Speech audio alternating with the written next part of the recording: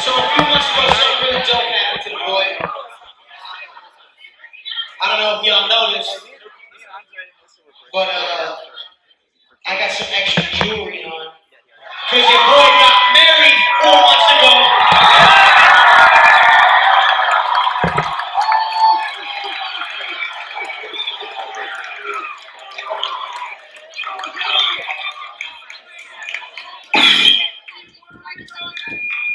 It's something special.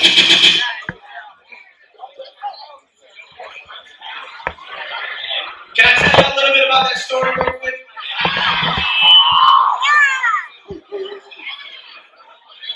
So it was our 6-month anniversary, right? Fellas, y'all gonna want to take some notes, I'm telling you. Ladies, take some notes. Alright? So check it out. Hey guys,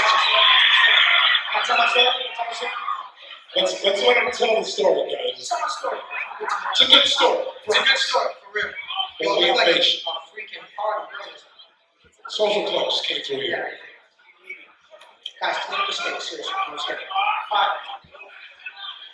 Y'all gotta scoot back a little bit because people getting crushed up here. They're getting locked. You know what I mean? Guys, be gentlemen. You gotta save my man's hip flexors. He's got a lot of high school sports to play. Tennis. That's what I'm talking about. Alright. Y'all are turned. Hey. You gotta do the hall monitor. You gotta do the hall monitor and holler. What is that? The hall monitor, y'all ever been to hall monitors? You walk around the hall and hey, get clap, hey! No? Alright, that's me yours. Alright, so check it out. It was our 6-month anniversary. 6 months, say 6 months.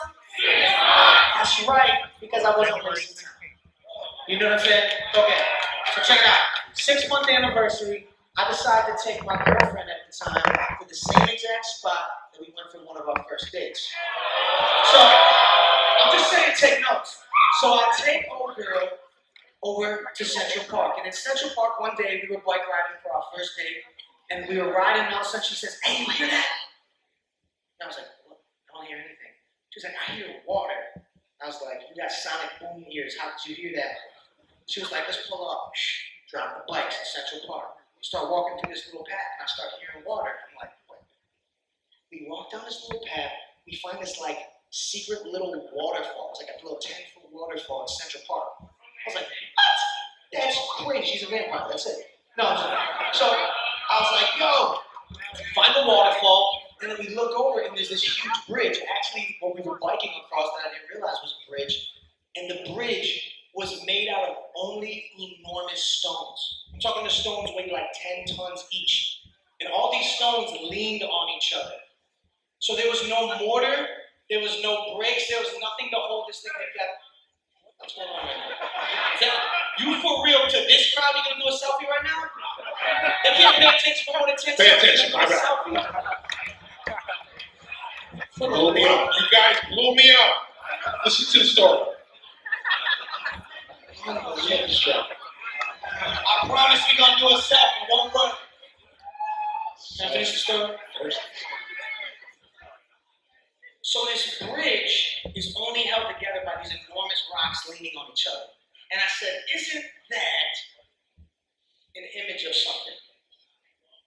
Isn't that an image of something crazy? That's kind of an image of what marriage is. It's two people leaning on each other completely in complete dependence and trust. And I said, dang, if I ever marry this girl, I'm gonna propose here. Fast forward 6 months later, I was like, bang, I'm gonna propose there. So I call her whole family, I get her family together, a couple of my friends, and I say, yo, y'all need to go and wait down by this spot, right by the arch. I had it hot off in the corner, I had my homeboy, Dre, who's my best man, set it up, pictures up on the screen, just kidding, it's not there. Just pay attention, you'll know. So it was our 6-month anniversary, so I was like, I'm gonna go there and I'm gonna set up a bouquet of flowers, 6 of them for every month that we've been together. So I was like, bam, good game. Fellas, take notes. With each one of the flower bouquets underneath the bridge, I had a card, and on each card said 1, 2, 3, 4, 4, 5, and 6. And inside each card was something that I learned about her for every month that we had been together. We discovered this place together. I wanted to write on the cards the few things that I discovered about her. You see how this is all tying in? So check it out.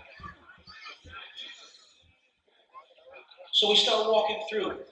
Take her hand, I start walking through the bridge underneath. We see the first bouquet of flowers, and I'm like, she's gonna lose her mind. Because I just set it up, slam dunk, alley-oop to self. You know what I'm saying? Wrong, I was so wrong. She walked right by. And I was like, whoa, hey, whoa, what about the flowers? What about these flowers right here? And she was like, wait. Maybe I think this is someone else's photo shoot or something. Let's get out of here. And I was like, no. For you. She's like, no, thing that. I'm like, seriously? I was like, that's right. Seems to be a card there with it. Why don't you open it up? You know what I mean? She was like, oh my gosh. Had a little moment. Go through 1, 2, 3, 4, 5, 6. We get to the 6th one. She gives me a big hug. I love it. While she was opening the 6th one, I slip off to the side real quick. I had my little portable audio player. Hook up. And I hooked up the song that is our song that we danced to when we first started going out. So bang, I put on some little jazz record. Bang. So I grabbed Shorty, right? We start slow dancing in the park. Fellas, take notes. You gotta just take notes. So we start dancing, right? Slow dancing with her. I say, dang, I love you. She said, I love you too. Slow dancing. So here's the thing, right? Y'all, let's pretend that y'all are the family. Y'all are hiding around the corner. I turn her around like this and I hold her. And I summon the family to come. So the family comes. She don't know what's going on. You know what I'm saying? So then, I start to slowly spin around and I say this. You know we discovered this place together. She said, yeah. I said, these are all 6 things that I discovered about you since we've been together. She said, yeah.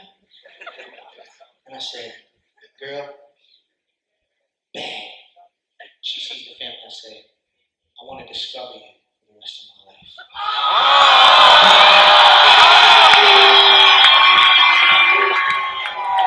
So, he can. Shh. Let me tell you what happens next.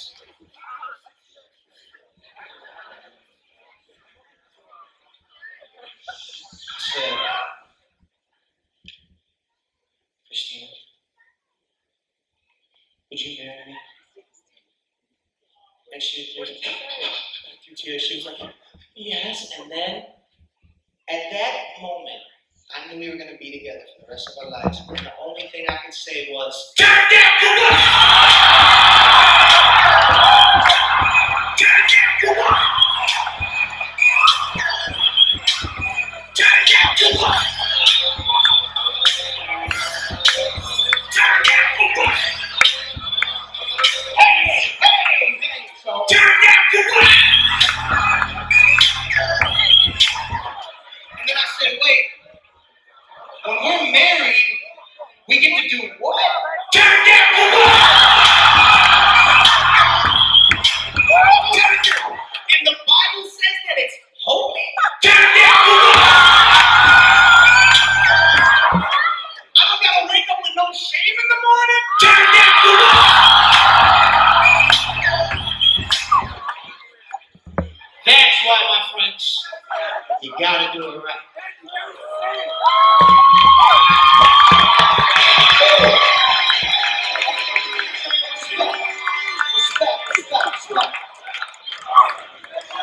Respect.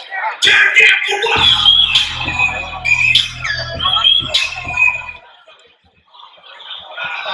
We gotta keep it going. So then, my homeboy, he caught a picture of me when I was down on one knee. It's like the perfect picture. Do you got that picture? Oh, y'all got it. It's on the gram though. Follow me on the video, go back. So check it out. Call me on one knee. So I started sending that picture because here's the thing. Y'all are the Instagram generation. So y'all tell stuff to Instagram before you tell it to like your friends or your parents or something. That's not cool. Y'all need to. There's a hierarchy. It's like I got engaged. Tell your mom first before you post it on Instagram. You know what I'm saying? There's some things you gotta do. When your mom gotta find out stuff about you on Instagram, that's messed up. Like, oh, I see you. You have to go party last night. Can't tell me about it. All right. Open up those lines of communication. The whole world don't got to know everything. So I start sending the pictures to a couple of really important people in my life. I send a picture to one of my mentors, and my mentor said this. He said, that is such a beautiful picture. Because most people would see a man on their knee as weakness. And I said, you're right. This position right here, being on a knee, being down, being lowly, is not something that we think of when we think of power. When we think of someone who's powerful, we don't think of someone on their knees. It's because to our world, it's an image of weakness, to kneel down. But it takes so much power. It takes so much confidence, so much strength to say, I'm going to get down on one knee and love you and serve you and commit to you for the rest of my life. That's what that action says. But the whole world might think that it's weakness, but we know what it really is. It's power. Can I get a little bit of respect just to close this out and we're going to keep partying? I watered you earlier. Is this how you treat me? That's what you keep talking about? I watered you. So, there's another time that we see someone in a position where it looks like weakness, and we didn't know that it was really strength. And there was a time, 2,000 years ago, Jesus was up on the cross, and it looked like he got destroyed. He got pummeled. Up on the cross, beaten, bloody, somebody stabbed you in the side, they mocked you, they ripped out his beard, they whipped him on his back 39 times, embarrassed this dude naked hanging on a cross. You don't think that that's power when you look at that. You think that that's defeat. But in reality, what happened on that cross is that Jesus didn't have to go there. He didn't even have to stay up there. The Bible says this. At any moment, Jesus could have summoned legions of angels to come and smash everybody that was hanging up there. How many know legions? Okay? It's just a lot of angels, all right? To smash the very people that were crucifying him. I'll tell you what, one time I was carrying pizza and I was going to get on the bus because I had to bring pizza back to my roommates. This one lady gets on the bus. Weird. And she shoves me. She said, get the pizzas out of here. Bam! And I was like, what? Yo, I almost lost it. I said, I can't believe this person just out of nowhere pushed me like that. I didn't deserve that. Yo, what came to my mind, I'm gonna drop kick this old lady. Because, big point. I was so upset. How did I have to throw the pizza down and at her? And all she did was shove me and say, get out the way. Now think about how upset we get at other people for doing little stuff to us. Can you imagine being beaten, being whipped, being crucified, and you had all power to stop things, and you didn't? That shows way more strength. Here's why. Jesus could have smashed the people that were crucified. He stayed there and died on the cross for us. And then he says this, the very people that were hurting him, he said, God forgive them. They don't know what they're doing. And the same way he looks at us.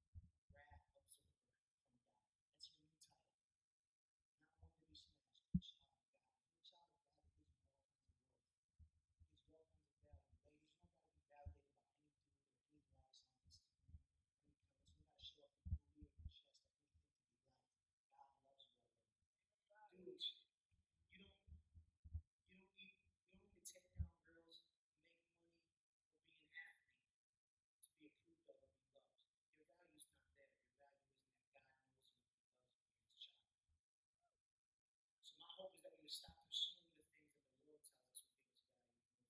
We'll find our value in God alone. It's not weakness to say I lay my life down and trust in God. It's strength to say I don't got it right, but I know God has it and I trust Him. So when I come out here and we turn out, we have fun, we have a blast. I do this because I feel freedom knowing that God loves me and that I want to share that with people. I want to share the good times through these lyrics, through these songs. If you don't hear what's being said tonight because you jump around having too much fun, Nelly, get to see me listen. You know what I'm saying? That's my hope for y'all tonight. Here's the thing. I got 3 more songs and 10 more minutes. Can we do this?